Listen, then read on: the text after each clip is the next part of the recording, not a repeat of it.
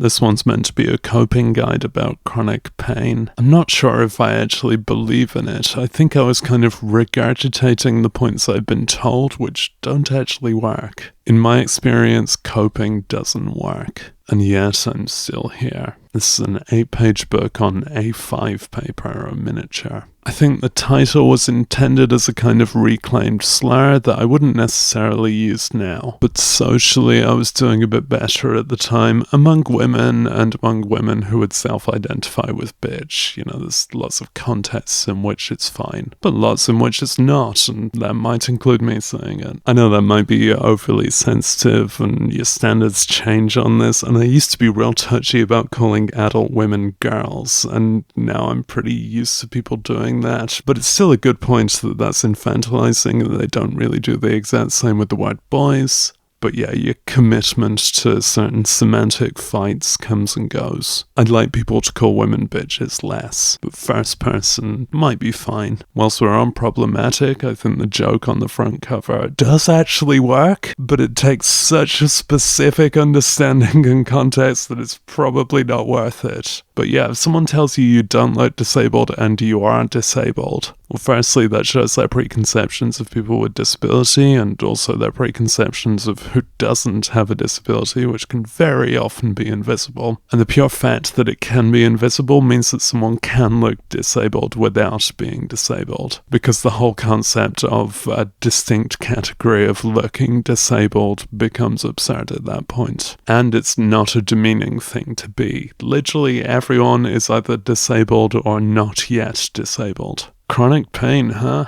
Bummer. Well, until they invent body transplants, you've got to focus on coping, apparently. It may seem hopeless, it is hopeless, but you can at least get better at it. Here are 5 things. 5 things I never managed to commit to. Planning each fucking day, or some days very loosely. So maybe at 4 p.m. you might scream in pain. Even if your capability is at 5%, planning what to do to snatch some okayness will help distinguish it from unokayness. Trust. Really, I am better off on days I've planned out, although I need quite a few days without a plan to balance it out. Rock. Occupy your senses where possible, leaving pain or fatigue little room. You might want to listen to Hertz, Stress Then Ache, Melody Gaga, or Chronic Youth. You know, I think I've gone too far in the direction of occupying my senses. I think I have a massive concentration disorder as a result of chronic pain and forever seeking distraction. Slow breathing, I've forgotten about this for ages. Apparently stopping everything for some lung work keeps you real. Alternate ins that are nasal with outs that are oral. If you forget which to do, remember this handy rule. Do the one you didn't just do. In, then out. Yeah, I remember thinking that worked, but I can't be bothered to breathe. Okay, friends are the ultimate distraction, and I've not managed to sustain that much. No one told me life was gonna be this way. If I remember correctly, Friends Keep You Company, the Boss Bitch's Guide to Actually Having Friends, is currently in early research stages. Yeah, it still is. Okay, be a boss bitch, get and stay fierce, take no shit, sass out haters.